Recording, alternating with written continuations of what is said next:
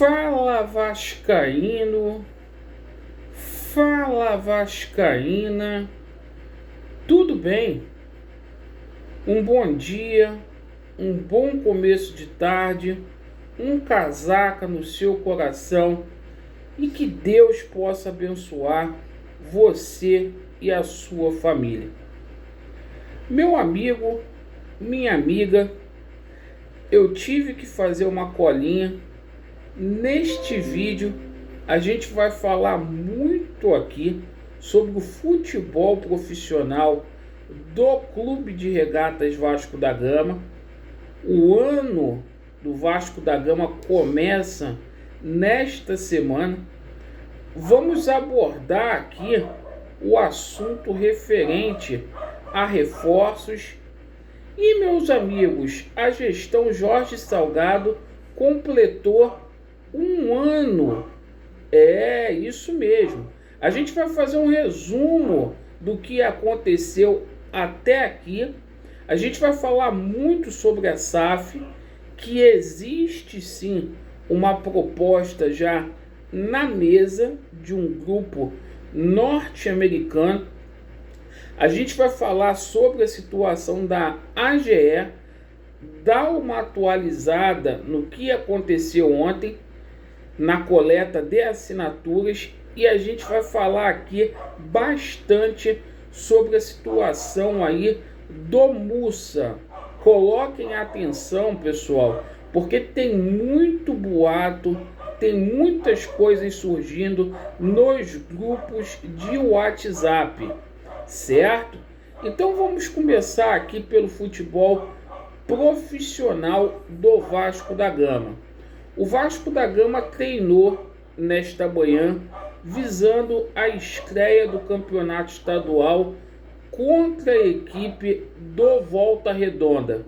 E vai ser um jogo muito difícil. O Volta Redonda tem treinado aí em período integral também. E desde novembro a equipe do Volta Redonda está com um time montado. O Vasco terá algumas novidades para esta partida contra o Volta Redonda, que promete ter um público aí de 10 mil pessoas no Raulino de Oliveira, na quarta-feira, às 7 horas da noite. E as novidades que a gente vai ter aí é porque essa garotada que jogou a Copinha vai estar relacionada para esta partida. O Vasco tem um elenco aí muito reduzido, então há uma grande possibilidade aí do Pimentel, do Zé Vitor, do JP Galvão, do Figueiredo e do Vinícius viajar na terça-feira com o elenco Cruz Maltino. E o Zé Ricardo, ele tem priorizado aí a situação do condicionamento físico dos atletas. Está claro e evidente aí, ficou muito nítido no jogo contra o Audax, que o Vasco ainda está deixando muito a desejar na parte física, né? Fora o entrosamento. Então o Zé Ricardo, ele tem optado aí simplesmente por repetir a mesma escalação nos treinamentos. Ele não tem feito assim mudanças, certo? E a gente vai ter aí, ó, Thiago Rodrigues, Everton, Ulisses, Anderson Conceição e Edmar, Yuri, Vitinho, Juninho, Bruno Nazário, Nenê e Raniel. Não deve passar disso, até porque ele tem treinado sistematicamente com esse elenco aí. Bom, sobre a situação envolvendo aí os reforços, né?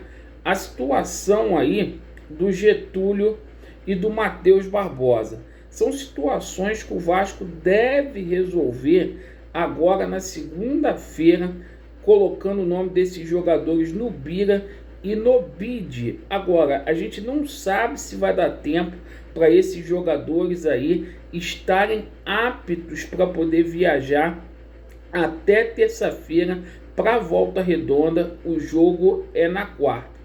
O Vasco aí ainda negociando aí com um reforço para a zaga, outro reforço para o ataque, para poder fechar o plantel aí para a competição do Campeonato Carioca.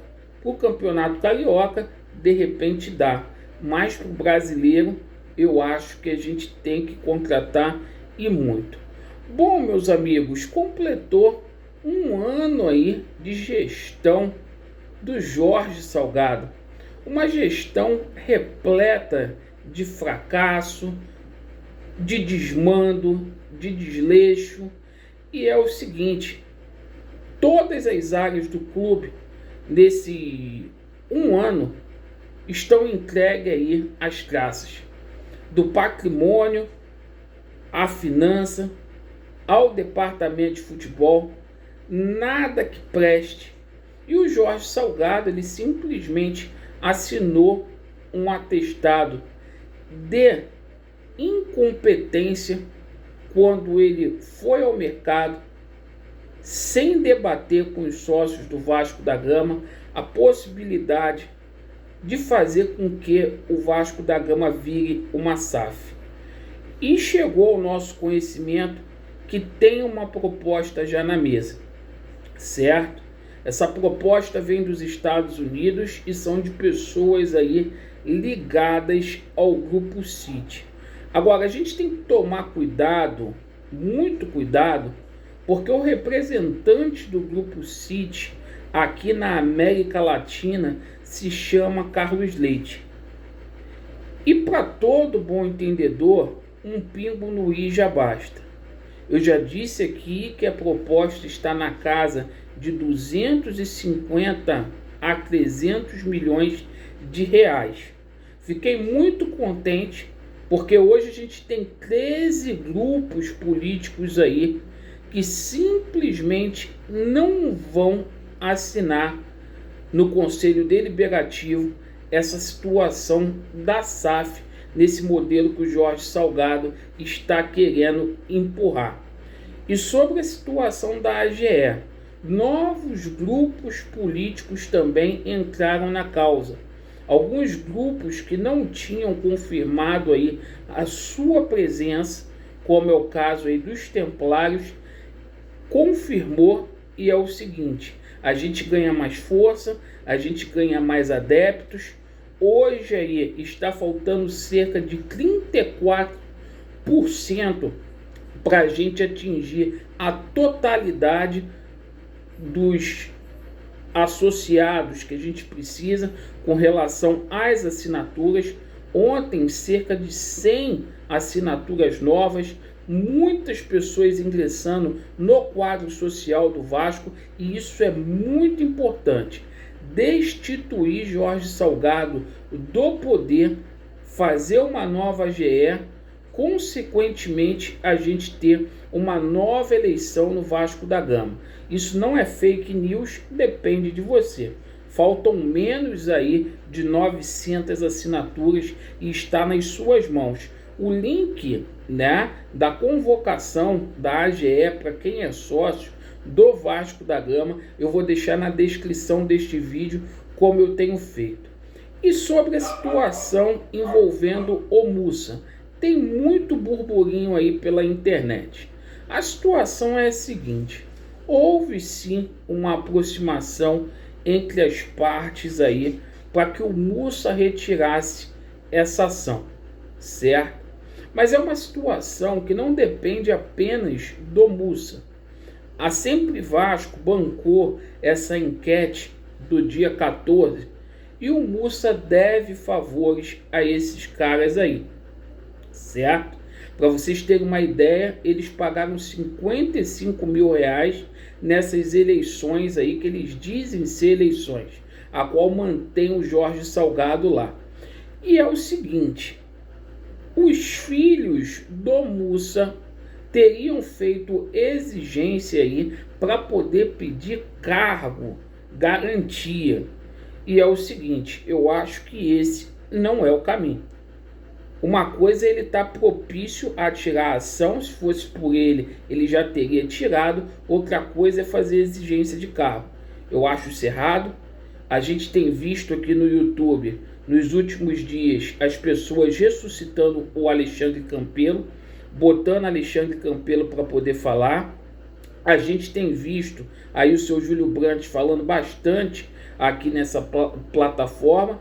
E é o seguinte, começa a ter uma aproximação aí de algumas pessoas que não deveriam estar assim tão próximas. A gente tem que separar o joio do trigo.